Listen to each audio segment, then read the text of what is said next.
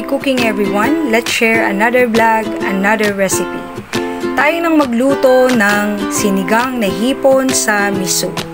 Let's give it a twist. Instead of doing it the regular sinigang, isigang natin siya sa miso and you will taste the difference. Napakasarap po. Napakasarap humigop ng mainit na sabaw para sa maulang hapon.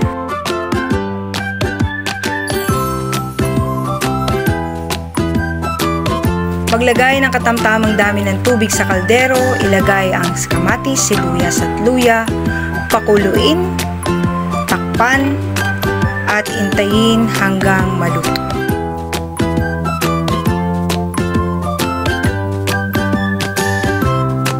Pagkaraan, timplahan natin ang paminta, kasama ng Knorr chicken cubes, pakuluan at ilagay natin ang labanos. Timplahan ng patis ayon sa inyong panlasa. Kung kailangan magdagdag ng asin, dagdagan po natin ng asin maliban sa patis. Una ko pong nilagay ang labanos dahil matagal po siyang lumambot. Tikman nyo po ang sabaw.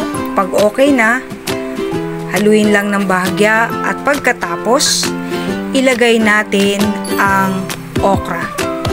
Normally, sinasama ko po ang dahon ng labanos. Masarap din po siyang gulayin.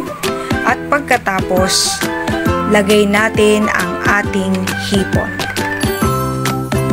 Gagamit po ako ng Knorr Instant Sinigang sa Miso. Especially for those na nasa abroad o OFW. Instant po, nahihirapang maghanap ng fresh na sampalok.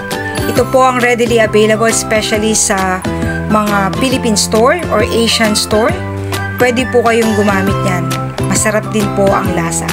Pagkatapos nating lagyan ng Knorr pampaasim, lagyan natin ang sili-sigang kasama ng pechay. Huwag munang magdadagdag ng tubig at magkakaroon ng tubig galing sa pechay. Kung kailangan magdagdag, later na po yun. Atin pong pakuluan hanggang sa maluto ang pechay. Tikman. Pag ayos na ang lasa, ready na ang ating sinigang na hipon, manamis-namis, maasim-asim, at napakasarap na gulay, tamang-tamang may sawsawang, sili at patis. Pwede nang kumain, don't forget to like, share, and subscribe.